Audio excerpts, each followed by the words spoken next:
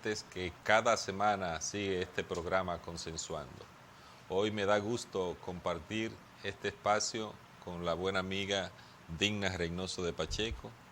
Y bueno, tenemos la ausencia del dinámico productor Gustavo Sánchez, quien no estará presente, pero le adelanto que será una conversación muy agradable de la voz de una mujer interesante de la vida política nacional, especialmente de la vida magisterial.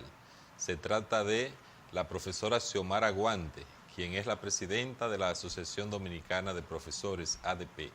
Con ella vamos a conversar sobre importantes temas de interés nacional, especialmente del sector que representa, del Magisterio Nacional y por ende de la educación nacional. Será después de esta primera pausa.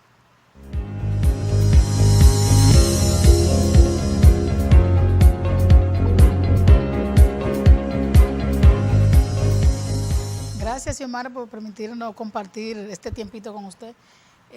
Tenemos, Xiomara, un precedente que creo por primera vez ocurre en la ADP, y es la sentencia a nivel local, me parece ser, en Barahona, que fue el día miércoles de los tribunales, con relación a unos conflictos que habían surgido, creo que 2 años hace. Entonces, a nosotros nos gustaría conocer el contenido de la misma, así que usted lo conoce, y cuáles pudieran ser las consecuencias dada esta primera oportunidad. Bien, gracias Víctor, gracias Digna por la oportunidad que nos brindan de estar aquí en este importante programa. Bueno, tú sabes que justamente esa es una sentencia del año 2017 y que fue con la seccional de Barahona. La ADP interpuso un recurso la ADP puso un recurso, y entonces la sentencia del día jueves fue justamente eso, refiriéndose a lo del recurso que puso la ADP, y entonces ratifica la sentencia que ya había sido emitida en el año 2017. Nosotros tenemos reunión este lunes con nuestros abogados porque vamos a buscar los mecanismos de ir a cualquier instancia para apelar esa decisión. Eso es una violación tremenda a un derecho constitucional. ¿En qué consiste, Xiomara? Que representa, bueno, le están aplicándole una penalidad de un astreinte de 50,000 pesos diarios por cada día de paralización de la docencia. Pero el tema de fondo no es ese. El tema de fondo es que este Tribunal Constitucional, al igual que hemos visto que ha estado actuando la justicia en la República Dominicana, nos parece que el tema de fondo es limitar a la sociedad dominicana, limitar al pueblo dominicano, limitar a los trabajadores y a las trabajadoras en todos los derechos que le corresponde. Hacer esto es una provocación a toda la clase, a todo el sector laboral, y nosotros vamos a hacer todo lo que haya que hacer. Vamos a hacer lo propio. La ADP no se quedará de brazos cruzados frente a ese atentado que vulnera un derecho constitucional, que es el derecho a la protesta. Pero fue la Asociación de Padres y Amigos de la Escuela que interpusieron la demanda, ¿verdad? Ahí hubo un manejo en ese momento, que lo identificamos. Sin embargo, porque yo te quiero decir que quienes interpusieron ese recurso no tenían estudiantes inscritos en la escuela pública en ese momento. O sea, que eso fue toda una componenda, todo un andamiaje que se montó para llegar a lo que estamos llegando hoy 2 años después. Bueno, tercera mujer que viene de manera consecutiva a este programa. Lo convertimos en feminista, sí. a pesar de que Gustavo y Víctor. O la cuarta, vino Magda, vino Faride, sí, vino Gloria, Susana Gotró. Sí. La cuarta consecutiva. Se nos ha ido la mano. Que usted lo feminista, fue Víctor que se nos ha ido la mano con las mujeres. Pero es después que Víctor está aquí, Xiomara, que ha tomado ese feeling de feminismo. Porque Gustavo era un poco machista cuando estaba. No, Gustavo es feminista. También. Sí, pero cuando las mujeres están. Xiomara, por un lado, vemos que la bandera del gobierno es la educación, los logros de la educación, los las escuelas que se han construido, etcétera. El cumplimiento del 4%, la tanda extendida, el desayuno escolar. Por otro lado, vemos la ADP cuestionando el sistema educativo, recientemente con el tema de las pruebas de sexto, ha dicho que quien se quemó fue el sistema, pero resulta que quien dirige el gremio de los maestros es una maestra, y decía Espaillat que el mueble principal de una escuela es el maestro, y que donde hay un buen maestro hay buenos estudiantes. ¿Cuál es la situación de la educación, Xiomara? Bueno, mira qué bien que tú lo has enfocado. ¿Qué ocurre con eso? Ciertamente nosotros hemos dicho que se quemó el sistema y se quemó quienes administran el sistema, no los estudiantes. Y es cierto que donde quiera, en cada centro educativo, ahí están los maestros y las maestras que tienen la responsabilidad de poner a andar todas las políticas que se trazan en materia educativa. Eso es correcto. Ahora bien, son actores que están allá en la escuela cumpliendo con lo que trazan las autoridades responsables, que son las autoridades, en este caso, del Ministerio de Educación. Yo quiero decirte que en materia de calidad, de la calidad educativa, lo que aporta el maestro es solo un 30%. El aporte personal, profesional de un docente en la calidad de los aprendizajes de sus estudiantes es de un 30%. El otro 70% todo corresponde a políticas, a estrategias y a cosas que tienen que ser implementadas desde el Estado. ¿Qué está fallando? Entonces, ¿qué estamos diciendo nosotros? Y la ADP, en esta semana que acaba de finalizar, realizó justamente una reflexión sin que nosotros supiéramos que ese día se iban a publicar los resultados de las pruebas diagnósticas de sexto grado que dieron de verdad muy negativa para el sistema educativo. Sin embargo, nosotros hicimos un proceso reflexivo con coordinadores y coordinadoras de centros educativos del Gran Santo Domingo. Los coordinadores y coordinadoras pedagógicos, conjunto con el cuerpo docente y con el cuerpo de administración, o sea, con directores y directoras, trazan estrategias para desenvolverse el proceso de enseñanza-aprendizaje en las aulas. Ellos saben qué cosas están pasando. Y mire, nosotros tenemos problemas fundamentales que impiden que se pueda desarrollar un proceso que traiga frutos halagüeños para la sociedad y para el pueblo dominicano. ¿Qué ocurre? La jornada escolar extendida, mientras se siga viendo como un programa social, como un programa para dar almuerzo, como un programa para evitarle dinero a los padres para pagar quien le cuide a sus hijos, entonces veremos este tipo de resultados. Ese es un programa que tiene un componente eminentemente académico para que justamente mejoremos en el tema de la calidad. El currículo está completo como para satisfacer el horario que está pautado. Ahí voy. Hay un horario extendido, 4 horas adicionales a las 4 horas que siempre hemos dado. Ahora, ¿qué contenido tenemos para ese horario extendido? El contenido es el mismo y las horas son 8. Entonces nosotros hemos dicho que con responsabilidad el Estado dominicano, el Ministerio de Educación, tiene que revisar los programas si queremos mejora. Pero hay otra cosa, no menos grave. Nosotros estamos implementando un nuevo currículo, un currículo basado en competencias. Ahora, sería bueno que aquellos que se alzan con voces y dicen que, bueno, que culpa, ¿qué pasa? El magisterio. Bueno, pero se está implementando un currículum que las propias autoridades que tienen la responsabilidad de dar a comprender ese currículum no lo comprenden. Entonces tampoco hemos dado el espacio para que los docentes se puedan empoderar y entonces conectar ese nuevo currículum con lo que pasa en nuestras escuelas, que en definitiva donde los procesos se dan es en los centros educativos, en el aula es que se da el proceso. Cada cosa que se implemente tiene que estar conectado necesariamente si queremos que hayan resultados positivos con lo que pasa en esa aula, en esa escuela. Nosotros tenemos un currículum por competencia.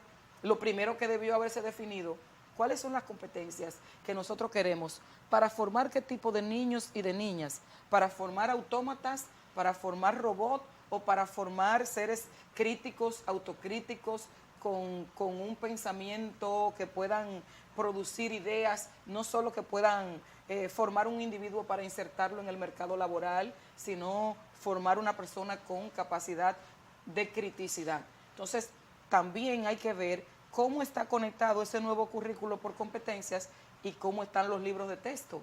Nosotros tenemos libros de texto todavía por contenido, mientras el currículo que se implementa es por competencia. Entonces, ¿A qué le da más valor, Xiomara, en todo ese sistema educativo? ¿A esas políticas, a la labor del maestro? Es decir, por ejemplo, ahora que estamos en el avance de las tecnologías, por ejemplo, pero tenemos maestros que se profesionalizaron en una época predigital, porque a partir de los 90, con el auge de la computadora, la informática, es que se ha desarrollado básicamente el sistema tecnológico. ¿Están los maestros en condiciones, están lo suficientemente motivados, tienen el ambiente laboral adecuado para impartir esa docencia acorde con estos tiempos? El ambiente laboral adecuado. ¿Hablan el lenguaje actual de los niños? Ese ambiente laboral adecuado que tú has tocado, ese ambiente justamente es parte de ese 70% que acabo de decir, que pone otros elementos que no son solo la profesionalidad y la dedicación que tiene el maestro. Entonces, nosotros tenemos que ver que el tema de la tecnología, por ejemplo, en la llamada revolución educativa que el gobierno anuncia con bombos y platillos, se habla mucho de la tecnología y de que hay que decirle adiós a la escuela del lápiz y papel.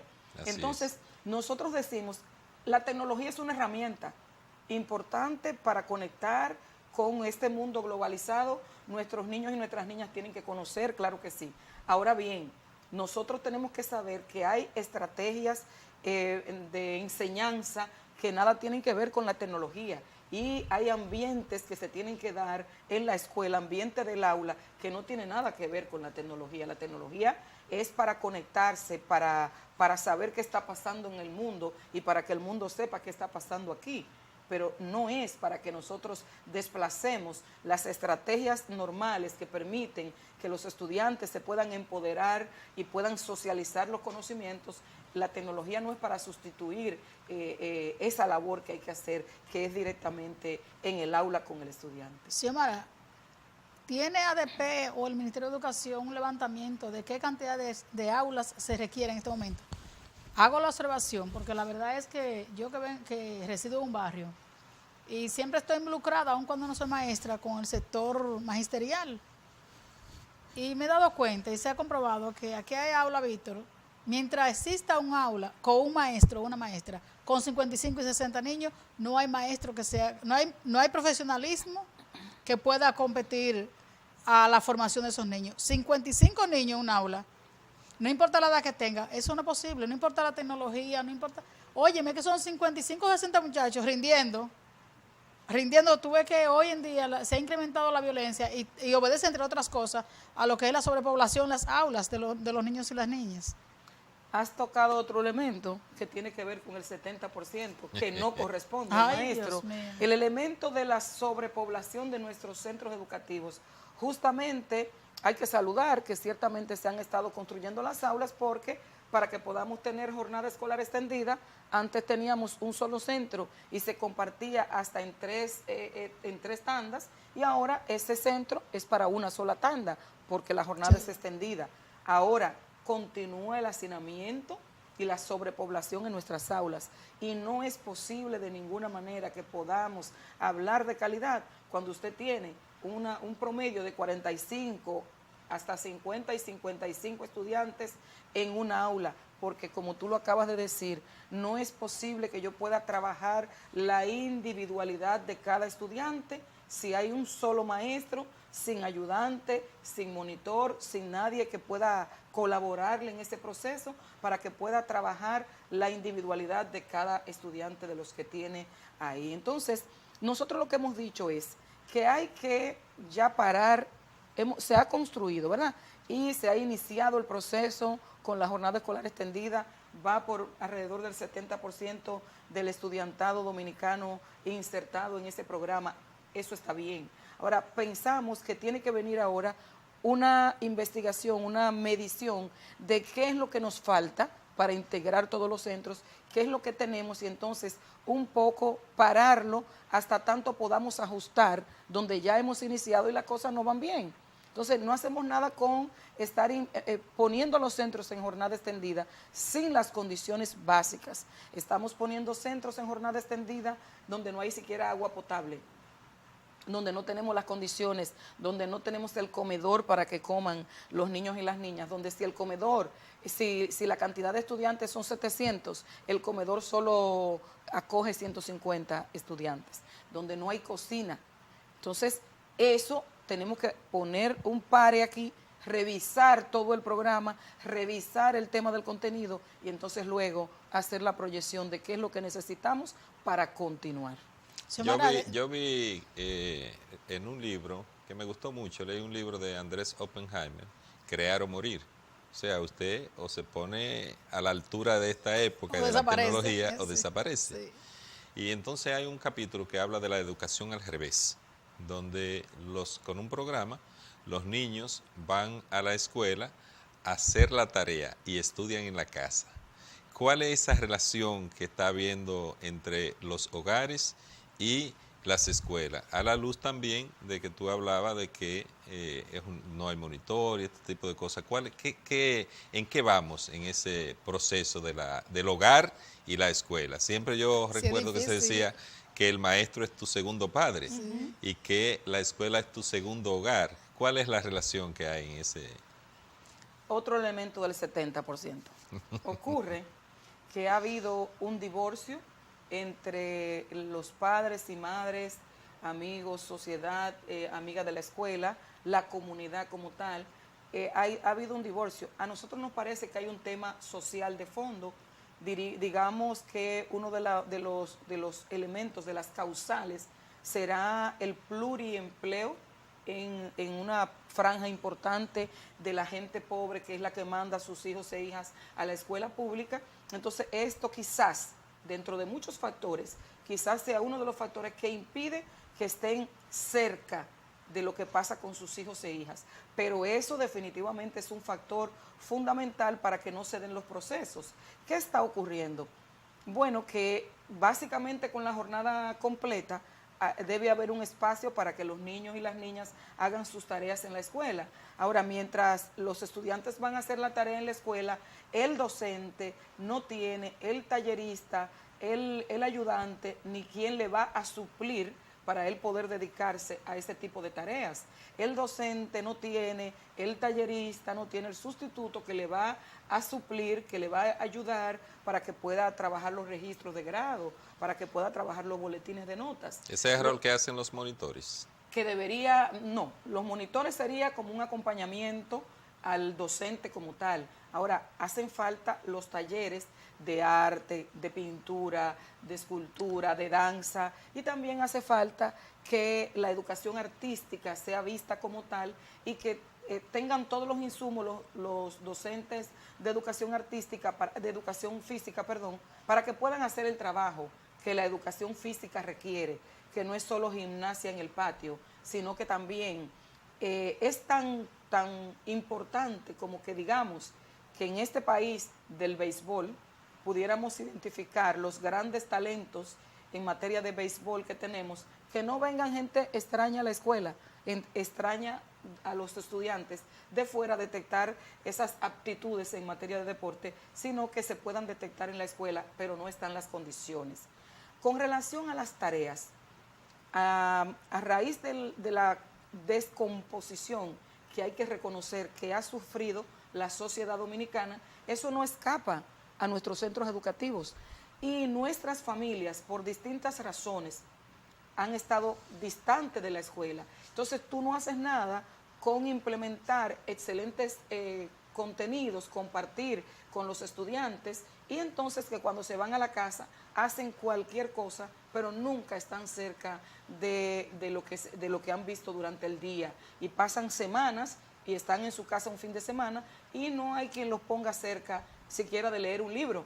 Entonces eso trae una situación muy difícil porque prácticamente la escuela está sola. Los maestros y las maestras están solos con la responsabilidad de los estudiantes. Agregarle, Víctor, que los padres ahora, yo conozco de padres que están preocupados porque va a llegar las vacaciones para salir de los niños, para no tener los niños en la casa. O sea que aquí hay que crear un mecanismo de socializar, de socialización entre los padres y los profesores. Y hacerle entender a ellos también que eso es un compromiso de ellos. Víctor, yo ayer tuve una reunión y me decía una señora, ¿y cuándo las vacaciones? Oh, en junio, en principio. Ay, Dios mío, ¿qué yo voy a hacer ahora con los muchachos en mi casa? Oh, y tú no eres la madre de ellos. Así es. O sea, no hay conciencia, no hay conciencia del rol que debe jugar el padre y el maestro. Quieren que la educación que tiene ese niño o esa niña sea aportada por el maestro o la maestra. Ellos no contribuir a la formación de ese individuo que mañana tendrá que responder ante la sociedad. Y esa es intervención, un proceso integral y lleva eso, una parte que es en la casa y la otra parte que claro, es en la escuela.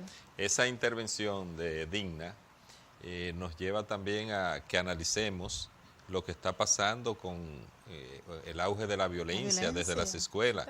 En esta semana vimos que en Villa Isabela 2 jóvenes de 12 años penetraron a uno de los baños de las jóvenes Y en Villamella. y obligaron a una estudiante a hacerle sexo oral y lo grabaron y lo transmitieron por las redes. Pero también vimos en esta misma semana que al salir de la escuela, aquí en Santo Domingo, un estudiante apuñaló a otro. Y bueno, está en auge la violencia. Esto vamos a analizarlo después de este corte para que tengamos un descanso. ¿Cómo no?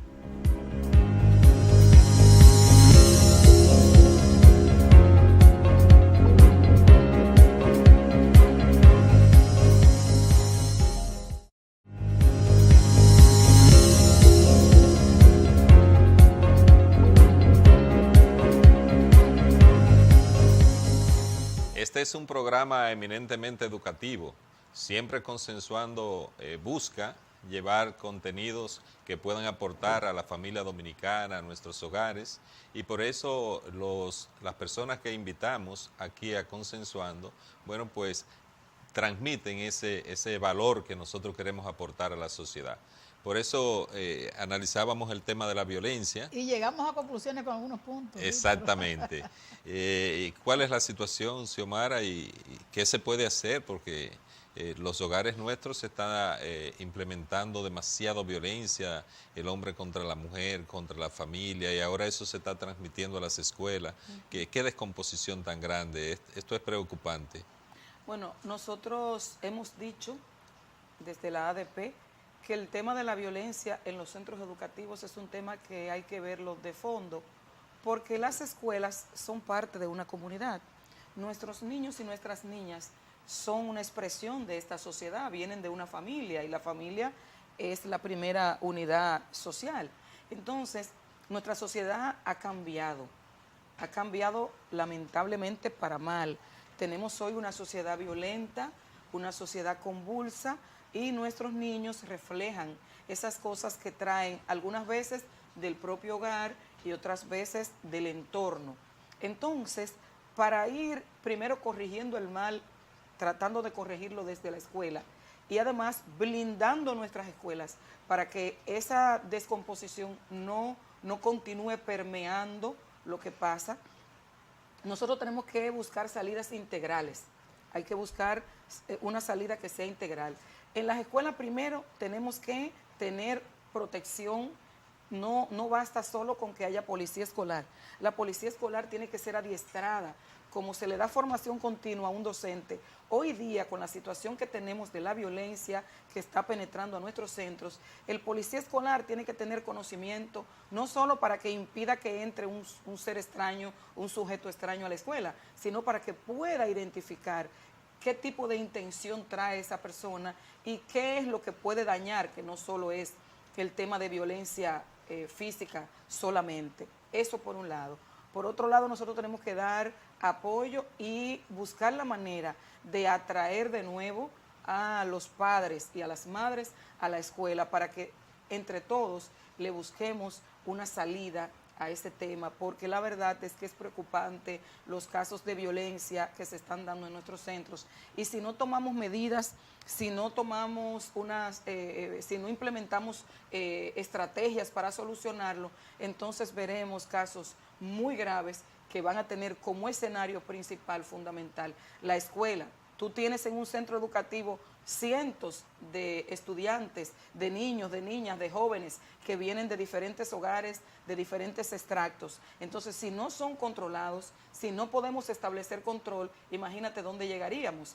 Pero además hay un tema todavía peor, y es que a mí me parece que el estudiante de hoy día siente que el maestro tiene menos autoridad porque se le ha quitado. Las normativas, las leyes han ido reduciendo la autoridad del maestro, y eso definitivamente estamos viendo hoy que es grave para tú mantener la disciplina, para mantener la armonía en los centros educativos, de manera que las normas de convivencia que hoy están vigentes dentro de los centros, parece que vamos a tener que revisarla de fondo y que hay que apretar un poquito más con el tema de la disciplina en esas normas de convivencia, que los estudiantes sepan que deben respeto a sus profesores, porque si eso no ocurre, entonces imagínense dónde vamos a llegar. Así es.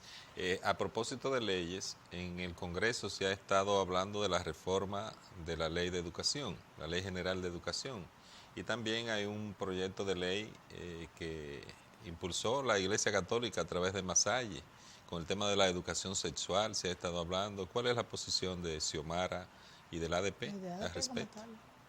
Bueno, mira, la Ley 6697, de verdad que el pacto educativo en su momento, al momento de la firma en el año 2014, planteó, todo lo que fuimos parte de la firma del pacto, plantea en qué aspectos debe modificarse la ley, en tanto hay que actualizarla porque es una ley que data del año 1997.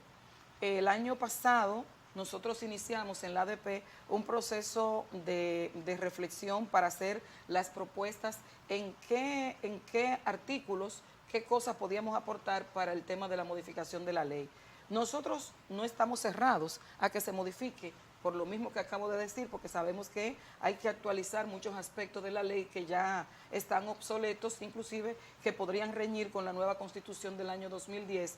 Ahora bien, lo que la ADP llama la atención es que no sea una contrarreforma que venga a cercenar derechos ni a nuestros estudiantes ni a nuestros docentes.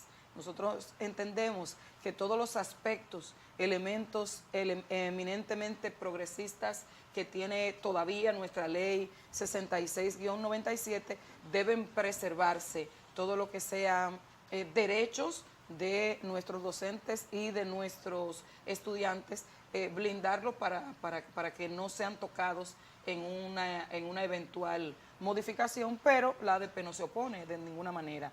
El tema de la educación sexual, yo pienso que una de las cosas que origina situaciones en los centros educativos, y sobre todo, si nuestro país quiere eliminar o reducir a su mínima expresión el embarazo en adolescentes, que es un mal que ha arropado también nuestra sociedad y que multiplica y que genera pobreza. Y agregaré ahí el matrimonio infantil. Y el matrimonio infantil. Que eso es una tragedia. ¿Qué ocurre? También el Código Civil ha estado detenido por el tema de la emancipación, sí, porque hay contradicción en la edad en que un joven pueda contraer matrimonio. La última discusión que se ha estado llevando a cabo en el Congreso es que no se permita el matrimonio entre una joven que el marido, que el hombre que se vaya a casar con ella le lleve más de 5 años. Así o sea, es. Y otro tiene una prohibición, plantea una prohibición que sea hasta los 18 años y a partir antes de los no, 18. que a partir de los 18 sea el matrimonio, es decir, que Tiene está que toda ser, esa claro. discusión. Pero hay que trabajar todo eso. Cuando se habla de educación sexual, bueno, nos parece que la iglesia interpreta que estamos hablando de uso de preservativo y de cosas como esa, y no estamos hablando de eso, por lo menos no la ADP. Nosotros hablamos de cosas más allá, hablamos de un tema más profundo que tiene que ver con instruir a las niñas y a los niños de cuándo es que debe el niño, el joven, ya como adulto, que está preparado para la sexualidad, que cuando se es niño, se es niña, no está preparado ni físicamente ni mentalmente para ese tipo de cosas. Inculcarle a nuestros niños que no es correcta la sexualidad temprana porque trae consecuencias funestas para usted en términos personales, y hay que irle diciendo, hay que irle enseñando que cada quien es responsable de sus actos, aunque los cometa cuando es pequeño o pequeña, porque luego cuando una niña, una adolescente sale embarazada, entonces replica pobreza y entonces replica pobreza. Sí. Y entonces, ¿quién carga con esa responsabilidad? En definitiva es ella, cuando ya es adulta, que ha replicado ese modelo de pobreza. Y entonces nosotros tenemos que enseñarle eso a nuestros niños y a nuestras niñas. Entonces, no estamos hablando de decirle cosas que no tienen que saber. Lo que hay es que decirle lo que tienen que saber para evitar incursionar en esos temas a temprana edad. Xiomara, vimos a raíz de que el nuevo ministro se juramentó como tal, que usted en su rol de presidente de ADP sostuvo una reunión con él donde se supone que intercambiaron lo que pudiera ser la continuidad de los acuerdos ya pautados en la administración pasada con la de él. Se le está dando salida a los acuerdos que tiene ADP como gremio. En beneficio, claro está, de su clase, que es la parte docente. Sí. Mira, yo quiero decir que realmente al juramentarse el ministro Antonio Peña Mirabal, se notó un aire distinto de receptividad hacia la ADP. Sin embargo, pienso que a casi 3 meses ya de su juramentación, nosotros tenemos que ponerle celeridad a muchos temas que son vitales. Nosotros tenemos que concluir un tema que es el tema de la evaluación por desempeño. Eso no puede quedar, nosotros tanto tiempo, la evaluación por desempeño va a tener 2 años sobre el tapete y nosotros tenemos que ponerle un fin a eso y tenemos que solucionar problemas que han quedado, inclusive errores que cometió el Instituto de Evaluación de la Calidad Educativa, IDEICE, que fue quien implementó la evaluación por desempeño, y hubo errores en la aplicación de algunos instrumentos, sobre todo en el caso del equipo de gestión, directores, subdirectores, coordinadores, psicólogos y demás, que da el 90% de esa franja docente, el concurso, lo da por mejorable, y nosotros hemos podido probar que no quedaron mejorables. Lo que pasa es que se le implementó de manera errónea un instrumento de los de evaluación. ¿Y eso de la evaluación del desempeño? ¿El tema del concurso para eso? No, porque el concurso, venimos ahora con el concurso que lo tenían eliminado por más de 3 años. Ahora, a partir de junio, cuando cierre la inscripción para el concurso, entonces que venimos a implementar de que desde el año 2015 no se efectuaba. De lo que estoy hablando sería bueno tomar un momentito para orientar sobre el concurso, porque hay confusión. Hay muchos maestros jóvenes que quisieran ir al concurso. El ministro anterior no hizo concurso, ¿verdad? Lo que hizo fue nombramiento por contrato. Y entonces, ¿cómo los que están contratados pueden concursar? Es decir, una orientación general sobre el concurso. Sí, gracias a Dios que eso sí lo logramos inmediatamente pactar y amarrarlo. Y el concurso, bueno, ya se están recibiendo los expedientes desde hace casi un mes. El día 10 de junio concluye la recepción de expedientes, que ha sido a través de la página del Ministerio de Educación. Se han incorporado como archivos adjuntos los expedientes de los postulantes. Claro, la gente que estuvo contratada de manera, ¿verdad? ¿Tiene prioridad? No tiene prioridad, sino que va normal, pero que sí pueden optar, porque hubo en principio mucha duda de que el que hoy tiene un contrato no podía optar para participar en el concurso. Claro que sí pueden. Nosotros tenemos algunas sugerencias todavía no materializadas con el ministerio. Acordamos que todos los licenciados en educación, mención cualquier disciplina, tienen derecho a ir a concurso. Y entonces aunque están estén dejando contratados. fuera, aunque estén contratados. Entonces están dejando fuera a licenciados en educación, mención informática, y a licenciados en educación, mención artística. Entonces estamos en conversaciones con el Ministerio de Educación porque a esos compañeros hay que permitirle que entren al concurso. ¿Y por porque qué lo ¿en qué dejan, momento? por qué lo dejan no, fuera? Tú necesitas a los compañeros de informática, si son licenciados en educación con mayor razón, pero tú necesitas a los de arte, porque estamos diciendo que le falta contenido a la jornada extendida porque no se está implementando el arte. Entonces formamos docentes de arte, tienen licenciatura en arte, en educación, mención artística, y entonces no lo vamos a permitir que concursen para que ingresen al sistema. Bueno, lo que se nos ha dicho hasta ahora es que tienen que preparar la prueba de contenido, en el caso de artística, bueno, pero que preparar la prueba de contenido, eso se busca los expertos y eso se prepara rápidamente, o sea, eso no puede ser un obstáculo para que implementemos, permitamos la entrada de esos colegas en el concurso, y la ADP está insistiendo firmemente para que tanto los compañeros de informática, de educación, mención informática y de educación, mención artística puedan ingresar a la página y puedan ser parte del concurso de oposición. Y ese concurso es limitado, es decir, necesitamos tanto maestro y el concurso es para tanto maestro, o todo el que sea ya graduado en licenciatura, en una licenciatura, en cualquier mención puede concursar. Puede concursar, exactamente. O sea, y hay espacio para todos. Fíjate, Víctor dice la cantidad, sí, no, el número. Se identificaron las casi 7,000 plazas que se necesitan docentes. Sin embargo, tú no lo puedes limitar, porque ocurre que se examina la gente, concursa la gente, pero hay gente que no pasa el concurso. Entonces, si tú limitas la participación solo al número de plazas que tú tienes, podría ocurrir que entonces cuando quieras tener el número de docentes justo que necesitas, te va a hacer falta. Entonces, si tú necesitas 7,000 y pasan el examen 7,500, te quedan 500 como en una especie de banco, ¿verdad? Lista de elegibles se llama así mismo, en un banco. Lista de elegibles se llama. Entonces, ¿y hay transparencia en eso? Hasta ahora, bueno, siempre hay sus cosas que se cuelan, porque nosotros hemos descubierto, fíjate cuál es el criterio para designarlos. El que saca la mayor calificación es el que va entrando. A medida que va entrando el de la más alta calificación, el de la calificación que sigue va subiendo.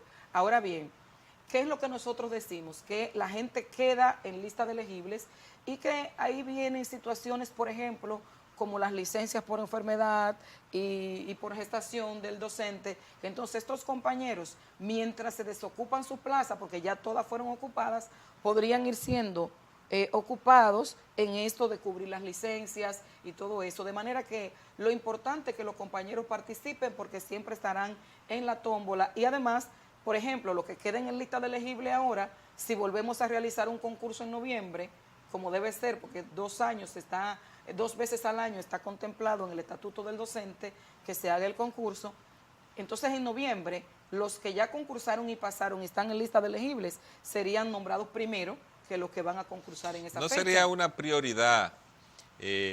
Bueno, me remonto a cómo iniciamos el programa, donde hay un buen maestro, hay buenos estudiantes. Entonces, si se le proporciona al maestro el ambiente adecuado, que tenga su maestro ayudante, su tallerista, entonces, ¿no sería una prioridad para la educación cuantificar económicamente la cantidad de recursos que necesitaría para generar ese ambiente, y ustedes como ADP ir de la mano con el ministerio para que eso gradualmente empiece a aplicarse? Pero nosotros hemos estado insistiendo mucho en eso. Inclusive nosotros, bueno, no hemos tenido la oportunidad todavía con el ministro Peña Mirabal, pero en el pasado... Que no han tenido la oportunidad, ¿cómo así? O sea, todavía no la hemos tenido porque hemos estado en discusión por parte de los temas, ¿verdad? Ahora, en eso que tú planteas de hacer el ejercicio de qué es lo que realmente necesitamos, puntual, para que haya los talleristas, para que hayan los monitores en acompañamiento a los docentes en las aulas, suficientes, tú dices, y decimos nosotros también, para que se desenvuelva el proceso con efectividad, eso lo vamos a discutir ahora. Nosotros estamos diciéndole al Ministerio de Educación, ya se lo hemos planteado al ministro Peña Mirabal, no es posible iniciar el próximo año escolar con las condiciones en que estamos trabajando, sobre todo en jornada escolar extendida, de manera que eso que tú planteas tiene que ser un espacio que lo tengamos antes de que inicie el año escolar. Estamos hablando el mes de junio y el mes de julio para compaginar, para consensuar todo eso y que podamos ingresar al año escolar que viene con todas estas cosas en orden. ¿Qué cantidad de docentes se necesitan? Ya ellos identificaron. Ahora bien, los talleristas, ¿cuántos necesitamos para que se den óptimas condiciones el proceso de jornada completa? Sí, y los monitores de acompañamiento en las aulas ahí también. mismo, Xiomara, ¿no se te da la posibilidad de que, por ejemplo, Digna concursa, Digna y Víctor concursaron, pero pasó Víctor con buena nota? Entonces, de hecho, queda omitido que Víctor va primero que Digna. Así es. No se ha previsto en ese mismo orden de que si Digna no tuvo la puntuación pautada como para ser maestra, como para accesar al sistema, pues insertarla a ella en la parte de lo de que estamos hablando, de los recursos humanos, de los ayudantes y ese tipo de cosas. ¿Usted no hizo esa parte? No se ha visto todavía, pero eso puede ser parte de una discusión. Nosotros, te reitero, que tenemos que ver eso con el Ministerio de Educación, hay que sacar ese espacio, el ministerio tiene que habilitar ese espacio, porque además, aparte del personal que se necesita, que se requiere, también tenemos que discutir el tema del contenido. O sea, es imposible que si queremos mejorar en materia de calidad, se esté implementando la jornada como se está implementando ahora, carente de todo contenido. Es más, yo diría que ese contenido que le hace falta a la escuela, que le hace falta a la jornada, sobre todo a la jornada extendida, que es la que tiene el tiempo, ese contenido vendría a solucionar problemas de fondo de la sociedad dominicana. Por ejemplo, si nosotros venimos con temas que son fundamentales para ir mejorando el tema de la violencia en las escuelas y todo eso. Entonces, esos son asignaturas que se pueden ir colocando, talleres que se pueden colocar en lo que tiene que ver con la jornada completa. Porque yo conozco Víctor jóvenes que se graduaron hace mucho de maestro y maestra y están en el banco, todos los años van en concurso y nunca pasan. Entonces, algo anda mal, o fue el equipo que lo formó a ellos, o alguna anomalía por ahí, algo anda mal. Después del pan, la educación, decía Danton. Sí. Y nosotros tenemos un santiaguero al frente del Ministerio de Educación. Le deseamos mucho éxito y ojalá que pueda sentarse con la ADP y con todos los sectores que puedan aportar a este proceso, porque de la educación de un pueblo depende la calidad de gente de ese pueblo, depende el acceso al desarrollo de los integrantes de ese pueblo. Y entonces la propia violencia intrafamiliar, la propia violencia que hay en los hogares, la propia violencia de género, la violencia en la calle en sentido general, depende mucho de la educación. Por eso este programa es tan importante y me ilusiona mucho. Así es que vamos a seguir hablando con Xiomara Guante después de esta última pausa.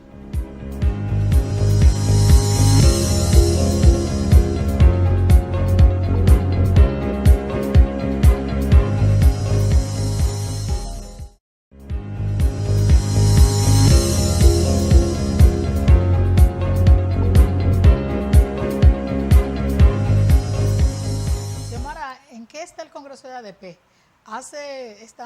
La sociedad está a la espera, los que vivimos al tanto del tema educativo, como que le está dando de espalda y como que no, como que sí, como que no.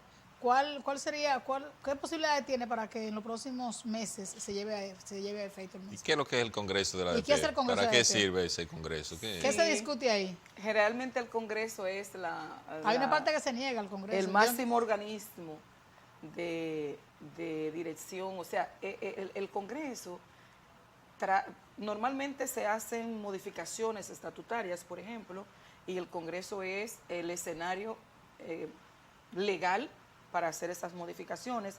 Realmente debió hacerse el Congreso desde el año pasado, no se pudo materializar porque la ADP es una institución que tiene muchos ejes que se atraviesan internamente y que quizás evitan que podamos realizar todos los procesos a tiempo en el calendario.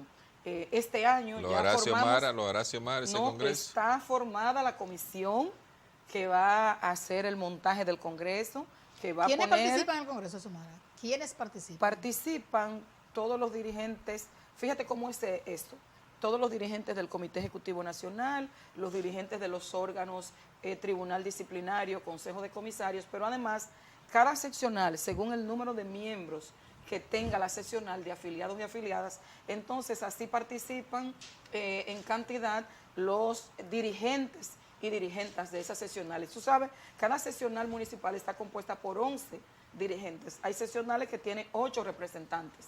De manera que el Congreso, estamos hablando de algunos 700 o 750 docentes que participan, dirigentes y dirigentas de nivel más alto y del nivel medio. Pues es bastante costoso entonces, en términos económicos. No necesariamente tiene que ser costoso, porque eso es una actividad que además tiene, en el estatuto, tiene su fondo, tiene una reserva que se hace y se llama a sí mismo reserva de Congreso. O sea, eso tiene sus fondos estatuidos, que se van guardando para cuando toca el Congreso cada 3 años.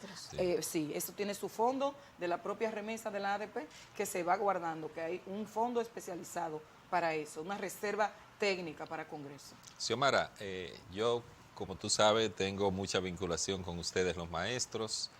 Humberto Santos es un dirigente nacional de ustedes, la ADP, director nacional de organización. Así es. Jacqueline Mercado en Navarrete, Camelia Sosa en Santiago. Es decir, yo he estado muy vinculado a los maestros y, de hecho, en la campaña recibí mucho apoyo de los maestros. Jacqueline y Humberto, de hecho, son mis coordinadores en Navarrete y Villa González. Son coordinadores de lujo. Y entonces hay un interés en todo el tema que tiene que ver con jubilaciones y pensiones de los maestros y maestras.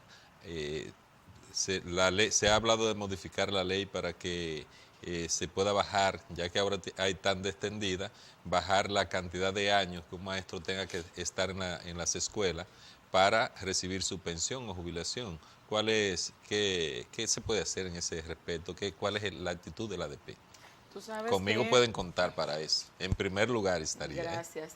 Pero te voy a decir en qué es lo primero que tenemos que contar contigo y con todos los congresistas que son asimismo que aman la ADP, que la valoran, que valoran el magisterio como tal.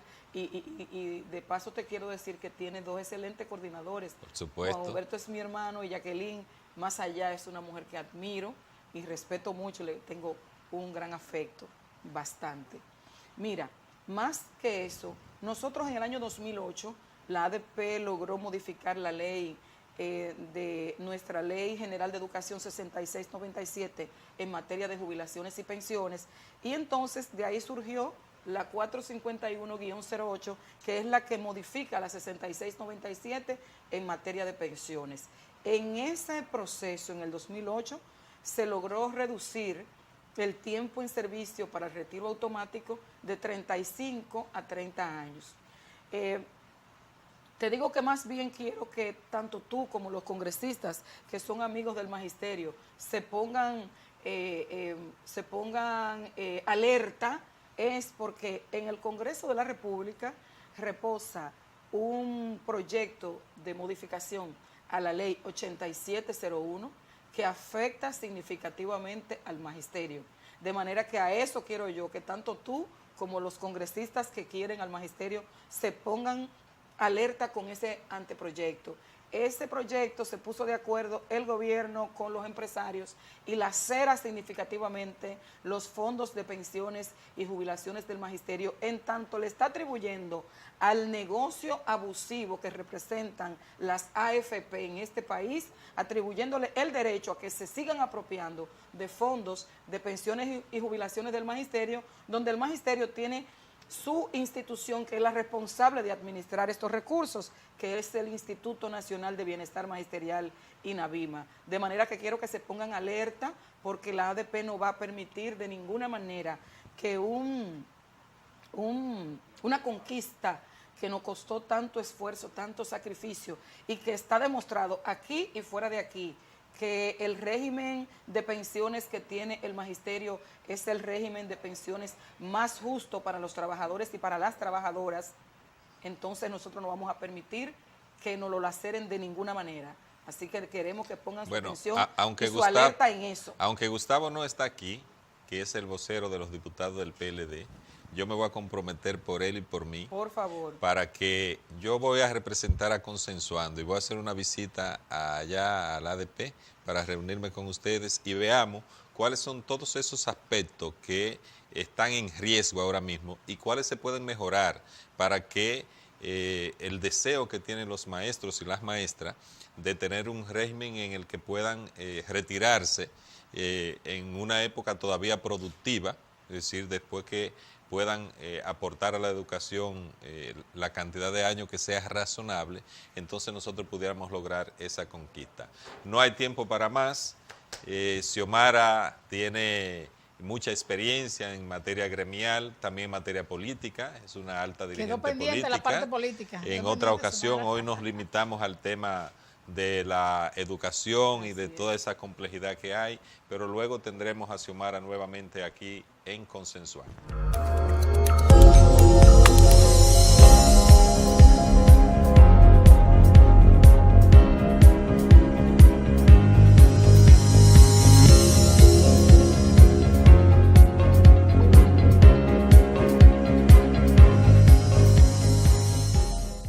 Temas políticos, económicos y de actualidad son expuestos con claridad y profundidad.